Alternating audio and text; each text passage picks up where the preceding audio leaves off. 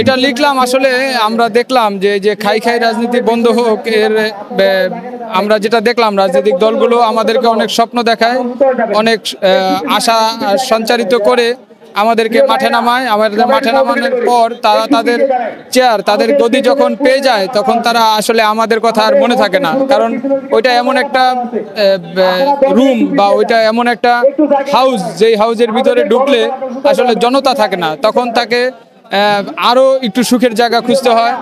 আরও একটা সুখের জায়গা খোঁজার জন্য তার সন্ধান করে সে, যার কারণে আমি এই ধরনের ছোটবেলায় আমাদেরকে বলা হতো যে টাকা হইলে নাকি কাঠের পুতুল হা করে, আবার কেউ কেউ বলছে যে টাকা হইলে আপনার বাঘের চক্ষু পাওয়া যায়। আসলে বাঘের চক্ষু এটা যদিও একটা অসম্ভব ব্যাপার, তারপরেও এর উদ্ধৃতি দেওয়া হতো।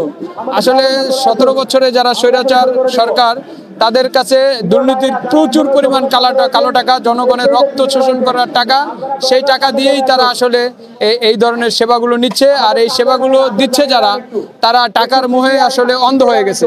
তাদের বিবেক বুদ্ধি, তারপরে তাদের যে চিন্তা ভাবনা, এগুলো সব লোপ পেয়েছে, যার কারণে তারা এই ধরনের সেবা কিংবা এই ধরনের সুযোগ দেওয়ার জন্য তারা উৎসুক হয়ে গেছে।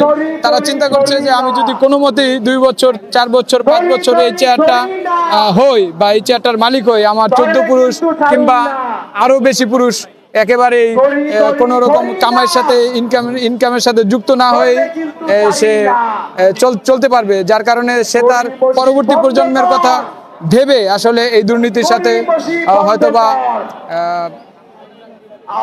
চিন্তায় মগ্ন থাকে। আসলে এটা সত্য না যে এই যে অসৎ পয়সা, যে দুর্নীতির টাকা, এগুলো আসলে একেবারে ক্ষণস্থায়ী।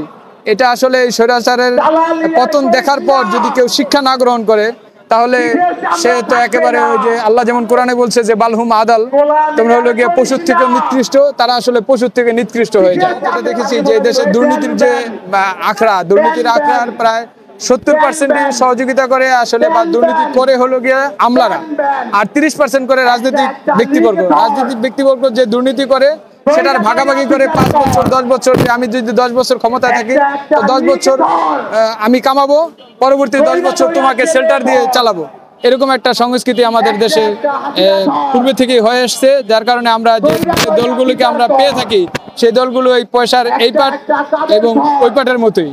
যেমন টস করতে গেলে পয়সা কখনো আপনার দাঁড় হয়ে মানে একবারে শির দ্বারা করে কখনো দাঁড়ায় না, হয়তো ওই শাপলা পরে কিংবা বাঘ পরে বা শাপলা পরে বা মানুষ পরে, কিন্তু এটা পয়সাটা দাঁড়াই থাকে না। এই সুযোগটাই তারা আসলে নেয় যে আমি 5 বছর আছি বা 10 বছর আছি, 10 বছর পর তো আমার আবার আছে, চেয়ার আমার রেডি, যার কারণে তারা এই দুর্নীতি করার সাহস পায়।